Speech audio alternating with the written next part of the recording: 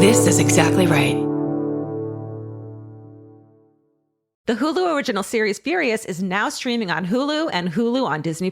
Starring Emmy Rossum as Alice Black, Furious follows a rookie FBI agent on the hunt for Catherine, played by Lola Pettigrew, a mysterious and calculating female serial killer. While Alice upholds justice, Catherine kills for it, terrorizing the rich and powerful men of New York in her pursuit of vengeance. With secrets that change everything, Alice discovers there's a thin line between hunter and prey. Watch the Hulu original series Furious. Now streaming on Hulu and Hulu on Disney Plus for bundle subscribers. Terms apply. Goodbye. I'm Nancy Glass, host of the Burden of Guilt Season 3 podcast. This is a story about a horrendous situation that destroyed 2 families. It's a scorched earth war that shows just how far someone will go to get what they want. Cindy said I had to choose between the truth and my family, and I had to choose the truth. Listen to Season 3 of Burden of Guilt on the iHeartRadio app, Apple Podcasts, or wherever you get your podcasts. Joy is essential, and it's also elusive. But now, there's a new and exciting way to start your journey toward a more joyful existence. Joy 101. If you're craving inspiration, support, and useful tools to maximize your joy, tune into these candid, uplifting, and moving on-air chats. Listen to Joy 101 with Hoda Kotb starting June 10th on the iHeartRadio app, Apple Podcasts, or wherever you get your podcasts. Hey, everybody. Before we start the episode today, we want to take a moment to address the June 24th, 2022 Supreme Court decision to overturn Roe versus Wade. This decision stripped away the right to have a safe and legal abortion. Everyone should have the freedom to decide what's best for themselves and for their families, including when it comes to ending a pregnancy. This decision has dire consequences for individual health and safety and could have harsh repercussions for other landmark decisions. Restricting access to comprehensive reproductive care, including abortion, threatens the health and independence of all Americans.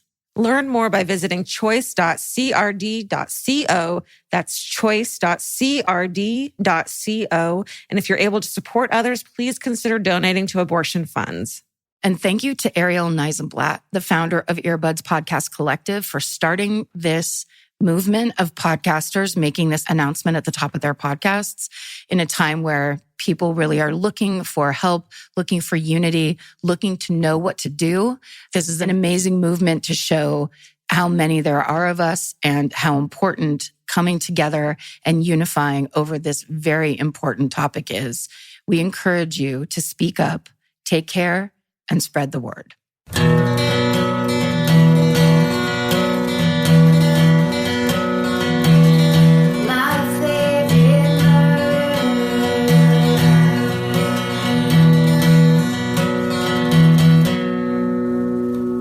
Hello. And welcome To my favorite murder. This is the Minisode. It's Minnie. We read you your stories. You want to go first? Sure. Cool. Let's just get right into it. Hey, let's do it. No time like the present. That's right. No time like the present for a sinkhole story. Hey. The subject line of this email is the sinkhole incident of 2003. Okay. Longtime listener, like obsessive / have no life / I've listened to every episode 6 times. Hey, Like you. We like you. a full salute to you Oh. and first-time caller. I've had several stories I've wanted to share with you both over the years and finally decided on a quote-unquote Karen classic, the sinkhole incident of 2003. Child of divorce here, living mainly with my father for the better part of 2 years in a suburban town in Montreal, Canada, where supervision was close to non-existent. We kids had free range, running wild and causing havoc. In parentheses, it was great. My best friend Jess and I were dirty, dirty kids. We were 8 years old and we loved to muck shit up. We lived on a cute little street, white picket fence looking, and our address was 911. Murderito from the get-go, am I right? There's so many parentheticals in this email that I'm just going to stop saying them. There was a crescent on our street, little island-like thing in the middle of the road, mainly covered in grass, with a fire hydrant smack in the middle. One day we noticed the crescent was considerably muddy compared to other days. We thought nothing of it and carried on with our game of picking sticks and chasing squirrels further down the road. Canada is riveting, isn't it?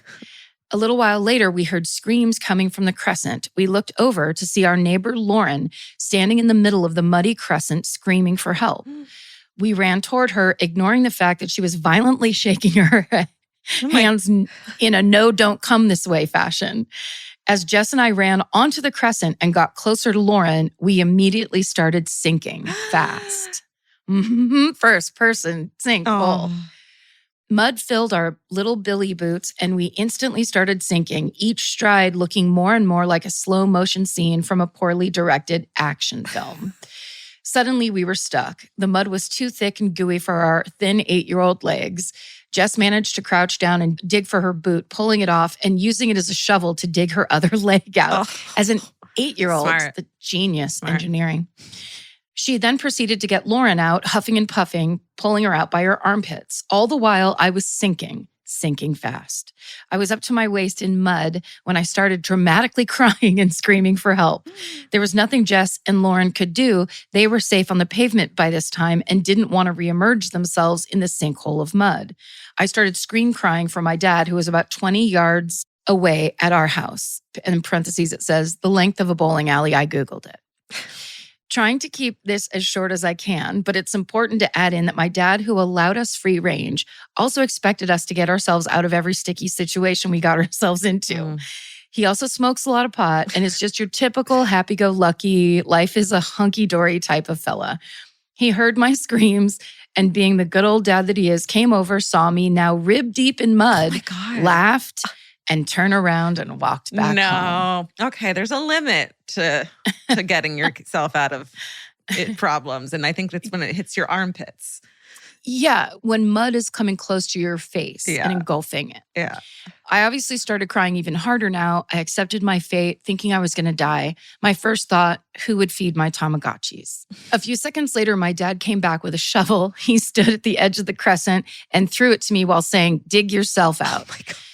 Right. This sent myself and my best friend Jess into hysterical tears, and my dad, of course, got a real chuckle out of it. I tried to dig, covered in tears and snot, and then finally he and 3 other dads on the block, who put their beers down for 5 minutes, wrangled me out of the mud as I sobbed. Turns out the pipes from the fire hydrant in the crescent had burst, causing it to turn into a sinkhole-esque mud lake, thus leading to us idiot kids sinking. Jess's other boot is still stuck beneath the now dry crescent. Whoa. And we constantly laugh about how my dad joked about leaving me for dead. So stay sexy. And if you find a muddy sinkhole, make sure your dad isn't 3 beers and a joint deep before calling for help. Bye, Cassidy. Oh, Cassidy. That's a good one. Yeah. Sinkhole first person. And a little quicksandy thrown in for good measure, which is fun. The greatest. There's a really good popular tweet that, and I can't remember who wrote it, that was like, I really thought that quicksand was going to be a bigger part of my adult life. When I was a kid, which is so funny because it's true. One of those top things to look out for. Yeah. But no, it's gone. It's gone. It's not an issue. This is called An Army Surgeon, a Room Full of Traumatized Children, and a Wedding. Hi, and welcome to my email. I'm from a small town about an hour from Seattle in the foothills of the Cascade Mountains. The only things we have to brag about are the second best state fairgrounds and a supermax prison that is on the same hill as my former high school. Seriously, I watched the prisoners work out in the yard every day for a year instead of paying attention in geometry class. Hell yeah. We had a cemetery outside of our algebra class, and I stared at it constantly. Yeah. Our school colors were black and orange, and everyone wore costume prison jumpsuits to football games, which got us number 1 in the state for school spirit and also number 1 in fucked upness. Okay, on to the story. In addition to weird prison town stuff, I was raised strictly Mormon. When I was 13, they held a youth group event for all the teens in town where a member of the church had just returned from his deployment in Afghanistan and was invited to share about his experiences. I don't know why they thought that was a good idea for extremely sheltered youths or why it was a church event at all, because I don't think Jesus would have sanctioned it. The man was an army surgeon, and he proudly presented us with a PowerPoint filled with photos of all the people he got to operate on in the field. Slide after slide of mangled limbs and naked bodies with shrapnel wounds. These are 13-year-old Mormons, by the way. Yeah. My sharpest memory of that day is when the 18-year-old boy next to me ran out and threw up in a trash can after we saw a guy whose legs had been blown off by a grenade and ended up dying. The worst part is that none of the youth group leaders did anything, even when the kids started screaming and throwing up. They just let him do his thing and traumatize us forever. I'd been an extremely sensitive kid, and I firmly believed that desensitizing experience is why I'm such a morbid murderino today. Cut to 7 years later, I break my collarbone, and who else is my surgeon but fucking Army surgeon guy? He actually remembered me, and I kind of just awkwardly laughed. He fixed me up and sent me on my way, and I was happy to never think about him again. I succeeded in that quest until I met a quiet Icelandic guy at a house party. I noticed he has a gnarly arm scar, and I ask about it. I am not subtle. Come to find out, he had a horrible snowboarding accident the year before and was airlifted to the hospital in my hometown, and the same Army surgeon fixed his wrist, ribs, and punctured lung. Wow. He had been in the hospital in my hometown for a month while I drove past every day. It was such a weird connection, and we really start hitting it off. Today, that Icelandic guy and I have been married for 1.5 years, have a dog, just got his green card, and will finally be able to visit Iceland and meet his family. Maybe the Army surgeon didn't directly introduce us, but it sure feels like fate. Stay sexy and don't let Army surgeons show a bunch of kids gory pictures, or maybe do, because maybe they'll end up marrying a sexy European. XOXO, Jess. What was the thinking of the value, aside from maybe having fear of guns or fear of combat? I don't know. That seems Yeah. wild. What's the theory that is going to help any kid? There's no justification there. And it'll like make people not want to join the Army after that, which isn't what you want to do either. It's like, maybe because he went through it, it is what he wants to do. Oh, maybe it was kind of like an anti without saying it. Right. I mean, we just can't know. We can't know until he writes us a letter and tells us what he was thinking. I mean, man, that's intense. Yeah. Also, it's not like high school seniors, because I understand when it's like, okay, you've gotten your license, or you're now 18 and this is a possibility, or like, I don't know. Yeah. It's like, a lot of questions. Don't you have to tie it into something that is of value? Perhaps not. I'm Nancy Glass, host of the Burden of Guilt Season 3 podcast. This is a story about a horrendous situation that destroyed 2 families. It started more than 7 years ago when Cindy and Kenny were 2 40-somethings who had just gotten engaged.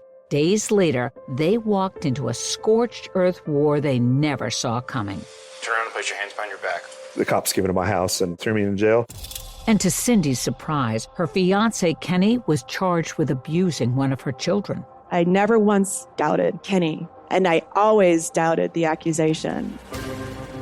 On Season 3 of Burden of Guilt, you'll hear a story about the lengths someone will go to in order to get what they want. This case has got to be one of the most despicable. Listen to Season 3 of Burden of Guilt on the iHeartRadio app, Apple Podcasts, or wherever you get your podcasts. In the middle of the night, Saskia awoke in a haze. Her husband Mike was on his laptop. What was on his screen would change Saskia's life forever.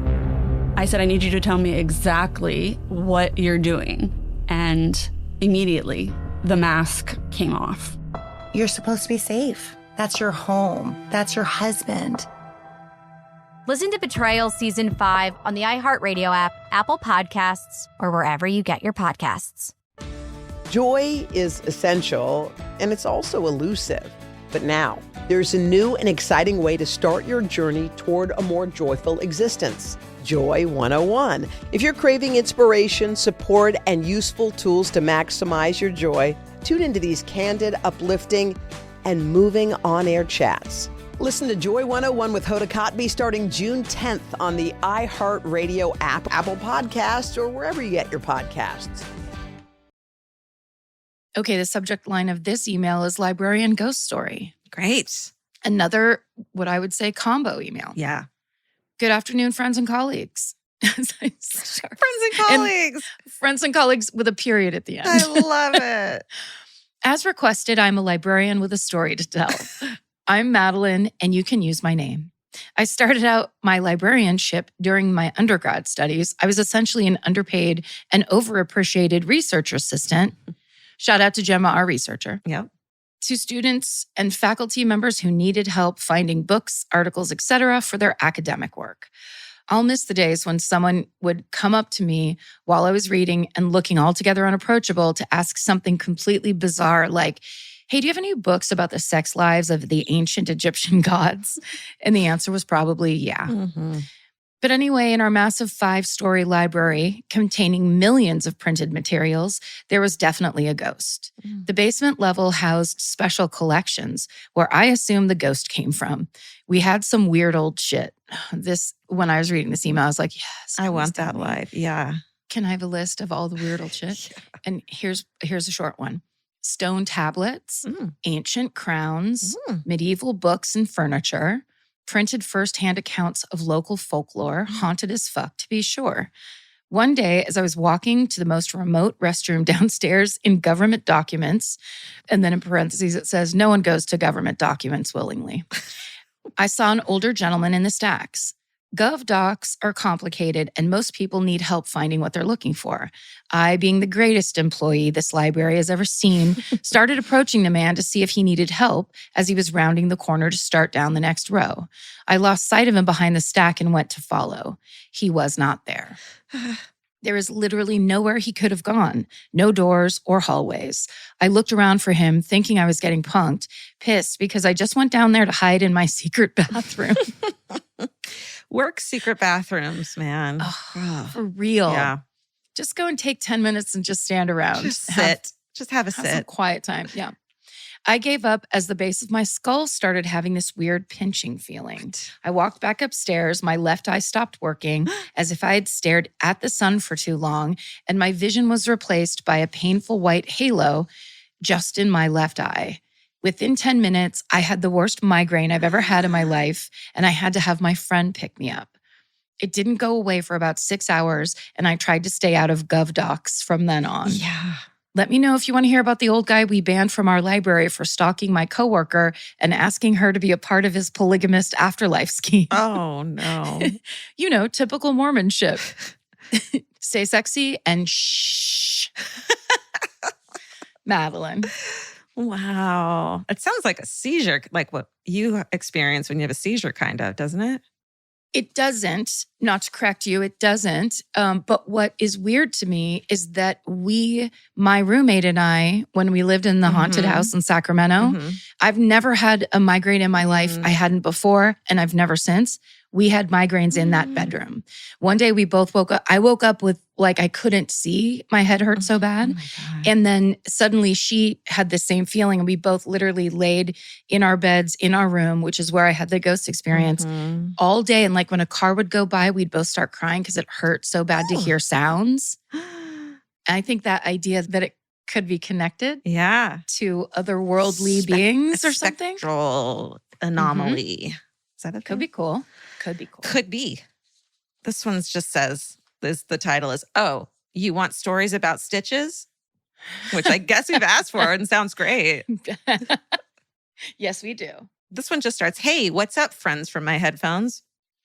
I would gush about y'all and the pets, but there's a story to tell, and that's kind of embarrassing anyway, right? I tried to tell you the story about my aunt marrying a murderer. I tried to tell you about my high school classmate who became a murderer, but maybe my story about stitches will win. Imagine this. It was 75 degrees out in mid-April 2016 in the Midwest, and you are in college. My college had this yearly event called Grand Prix. The overall gist of it was the 2 weeks before the finals, there was an entire week of dartying.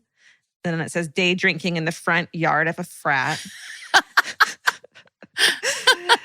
And the week ended with a race of cars that students built. Sounds totally safe. So, though that's the Grand Prix part. I got it. Yep. So 75 degrees Fahrenheit during Grand Prix week, an actual dream come true for a Midwest college student. It was the end of my freshman year, so it was my first Grand Prix week, and my friends and I committed to drinking just enough every day of the week to not need our stomachs pumped. Also, we were 19. If I attempted to participate in just one day of Grand Prix week now, I would be out of commission for weeks. This year, there were a lot of undercover police walking around campus with dogs so that drunk girls would go to pet the dog and get a public intox, or they were finding houses for drinking in the front yard. So during Grand Prix week, all of the frats would put up large fences around their yard so that not just anyone could look into their yard and ticket them. Smart. Don't stop drinking. Just make it less obvious. Build a 10-foot fence. Build a perimeter. And go for it. Enter my friend Carter. He lived in this frat house and was tasked with installing the fence after he had already been drinking for quite some time that day. Carter had thought it was a great idea to hit one 2x4 post in using another 2x4 post. Oh, Carter. Clonk, clonk. You know what I mean? Yeah. Well, one of those 2x4s had split and a large piece hit him in the face, causing a nickel-sized hole under his bottom lip. Me, already multiple dizzy bats in. That's when you put your forehead on the bat and run around like baseball. Said, I'm pre-med. I can give you stitches. So suddenly there I am, kneeling over Carter on a frat house pool table, using McCormick's, a sewing needle, and ice to give this poor kid stitches on his fucking face. Sorry, McCormick's spices? No, McCormick's alcohol. Oh. I think McCormick's like the pouring whiskey. I think it's a whiskey. Oh, okay, good. Because that would hurt. That would really hurt. Little steak powder. Yeah, exactly. Just to tenderize, or a little bit of a meat tenderizer. Tenderize this. Yeah. Oh. By the end, I actually did a decent job, and everyone gave me high fives, and they even gave me a free T-shirt. Then one of the kids who had been watching this whole debacle looked at me funny and said, "Wait, you aren't pre-med. You're in my major." That's correct, ladies. I actually majored in construction management. I just shrugged and said, I watch a lot of Grey's Anatomy. And that seemed to be enough for everyone who was there. In the end, Carter's face healed up just fine. I got a lot of likes on my tweet about it.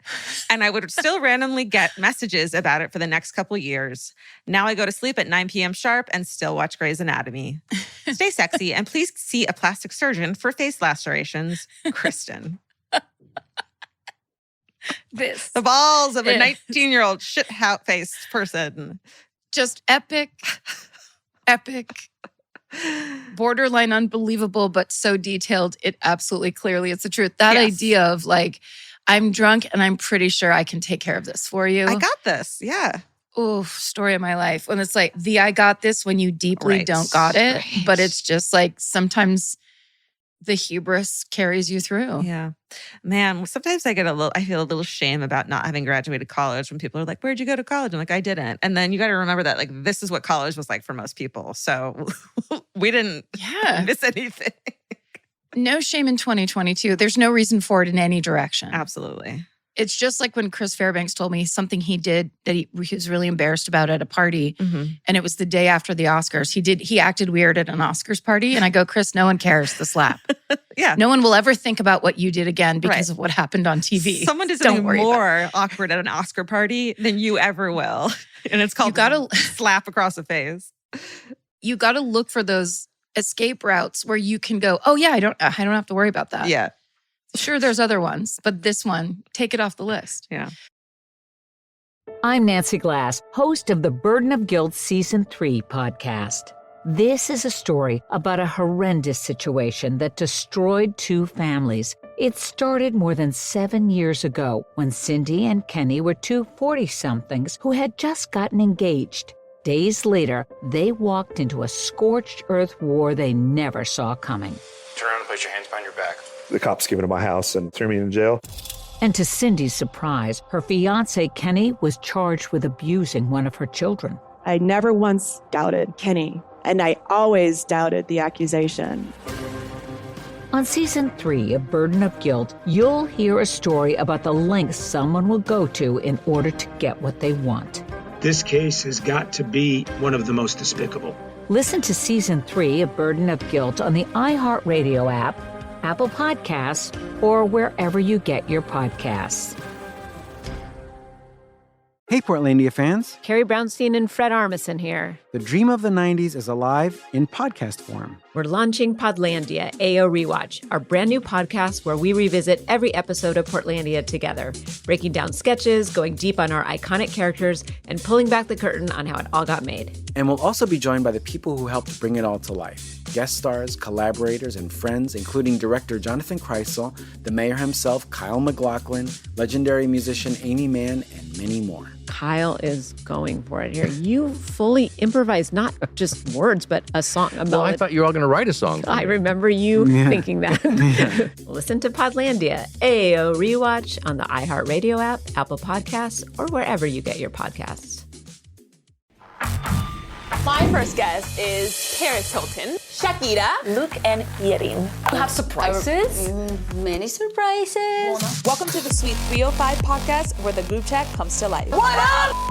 You're the only person I know that loves a yellow starburst. It's lemonade. Listen to Sweet 305 with Lele Pons. Open your free iHeartRadio app, search Sweet 305, and listen now.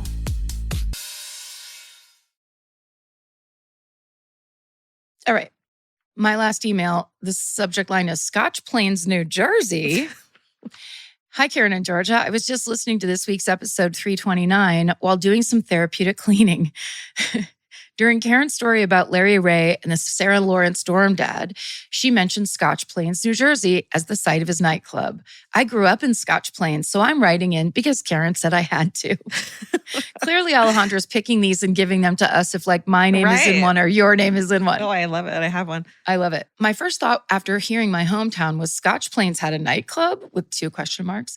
Then I realized I was in elementary school at the time, so my knowledge of what happened in town past 8 p.m. is pretty limited. I also asked my mom, but she had not heard of it either. I'm thinking raising 2 girls while my dad worked full-time in NYC didn't leave her much time for clubbing. A quick Google search showed that Club Malibu was located on Terrell Road. Since I didn't spend any time there, I looked up an article from 2003 that mentions the building was knocked down. The club had closed in 1999 shortly after a fatal shooting occurred in the parking lot. After that club lost its liquor license. Before hearing about reinstating the liquor license occurred, Larry Ray sued a business partner for failure to pay $100,000. Sounds like he was a stand-up guy all around. So I wonder if he was involved in that shooting. Oh, shit, or maybe. Like timeline-wise. Yeah, weird. Yeah, because that was in 1999. Interesting. I mean, who knows? I mean, someone knows. Yeah. But it's not us. Other than Club Malibu, my mom reminded me of a couple other places in Scotch Plains, including Colorado Cafe, once home to the only mechanical bull in New Jersey, and Love Bar, which had a reputation that people who liked to swing went there. Mom, how do you know about that one? Also, what if you were from out of town and you were like, oh, let's go to this nice bar. This will be fun. Romantic. So maybe Scotch Plains was a little more than a boring little suburb of New York City. Thank you both for putting together a great podcast that I love to listen to each week. Love to Stephen and all of the pets. Chelsea, she, her. Ah, that's the Scotch Plains report. Yeah, I like a quick report of the details, the goings on. Yeah, of places we've covered. Brilliant. Same. Brilliant. This is a geography podcast after all. This is one of the coincidence ones. Okay. Hello, lovely humans. The world is insanely small, so here I am to throw my coincidence story into the void. Or, I guess, not the void if you're actually reading this. Here goes. In middle and high school, I went to summer camp in Connecticut. Kids attended from all over New England because, you know, who can resist the draw of musical theater Jesus camp? I sure couldn't. Current lack of religious affiliation aside, I made some delightful and formative friendships there, and one of those is where my coincidence starts. Our camp friend group traveled constantly for mini reunions, hometown tours, and questionable 17-year-old shenanigans. On one of those trips, the summer before college, I was at my friend Becky's house getting ready and needed a belt to complete my ensemble. She pulled one from the pile on the floor and handed it to me, mentioning that it wasn't hers and the friend she had borrowed it from had probably forgotten about it, so I could have it. Fast forward a couple of months, and I'm in a 200-person art and media class at my college where they asked us to form project groups. Thankfully, I knew one girl in class. We had met at auditions for a dance team on campus. Since I knew she was an art major, I ran over, touted my organizational skills and desperation for an A, and crossed my fingers they had a spot left. Luckily, they did. She introduced me broadly to the group, and one of the other girls, my acquaintance's randomly assigned roommate, Kay, mentioned she was also from Connecticut. My small state pride overcame my social anxiety, and we got to chatting. Where in Connecticut are you from? Oh, did you go to a specific high school name here? Wait, do you know Becky? She's my best friend since preschool. Why? Putting two and two together, I replied, I think I'm wearing your belt. Not awkward at all. A totally normal thing to say. I'm not sure if the fact that I was truly wearing this stranger's belt in a random class at a 20,000 person university made that particular situation better or worse, but it is one of my favorite coincidences of my life. After that, we bounced around college social circles, lost touch for a while. The three of us wound up living together. Yes, Becky too. And now Kay is in my wedding party later this year. It still makes me laugh to think about how the universe just dumps people in our path that make us who we are. Oversized 2010 belts and all. Unrelated, but since I know y'all love grandmas, my awesome kick-ass Gram passed away last week at a ripe and sassy 93. Oof. She was born into the Great Depression, got a master's degree in the 40s, raised 5 kids, and finally gets to square dance with my grandpa again after almost 30 years without him. I'm one of her 15 grandchildren, and we all gathered recently to celebrate her bright, grateful, generous, love-filled life. Cheers to you, Millie. Stay sexy and never underestimate the power of a good belt. Amy, she, her. Oh, what a power email. Yeah. First of all, I love that coincidence. Here's the thing. What was the girl's reaction? Yeah.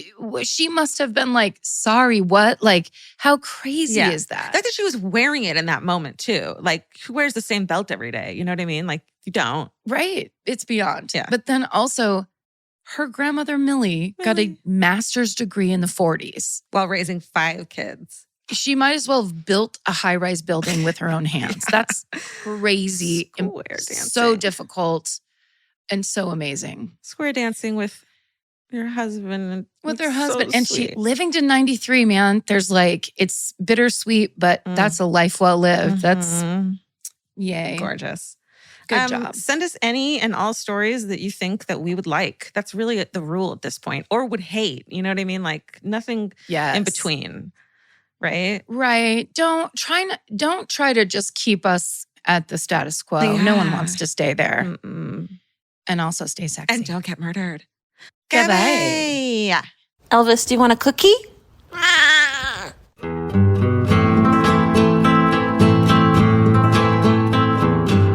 This has been an Exactly Right production. Our senior producer is Hannah Kyle Crichton.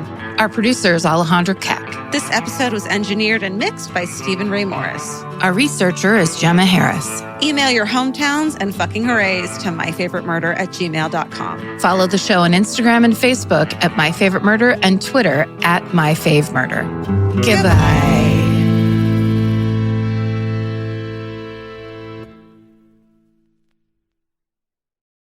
I'm Nancy Glass, host of the Burden of Guilt Season 3 podcast. This is a story about a horrendous situation that destroyed 2 families. It's a scorched earth war that shows just how far someone will go to get what they want. Cindy said I had to choose between the truth and my family, and I had to choose the truth. Listen to Season 3 of Burden of Guilt on the iHeartRadio app, Apple Podcasts, or wherever you get your podcasts. Hey everyone, it's the Jonas Brothers. If you haven't heard, our new podcast is called Hey Jonas. And this week we're hanging out with someone we're really big fans of. Millie Bobby Brown. We talk about her new movie, Enola Holmes 3, family life, and all the amazing things she has going on right now. Plus we find out what she really feels about the Stranger Things ending. You have over 60 animals. I don't know where the number 60, I've really got to figure that out. There have been plenty of sheep in my bed. It's a big bed. I'm literally sleeping in the bed. Listen to Hey Jonas on the iHeartRadio app, Apple Podcast, or wherever you get your podcasts. On Boxing Day 2018, Joy Morgan was last seen at her secretive church. 6 weeks later, she's reported missing. I'm Charlie Brinkhurst-Cuff, and after years of investigating Joy's case, I need to know, what really happened to Joy? This is The Missing Sister, the true story of a woman betrayed by those she trusted most. Listen to The Missing Sister on the iHeartRadio app, Apple Podcasts, or wherever you get your podcasts.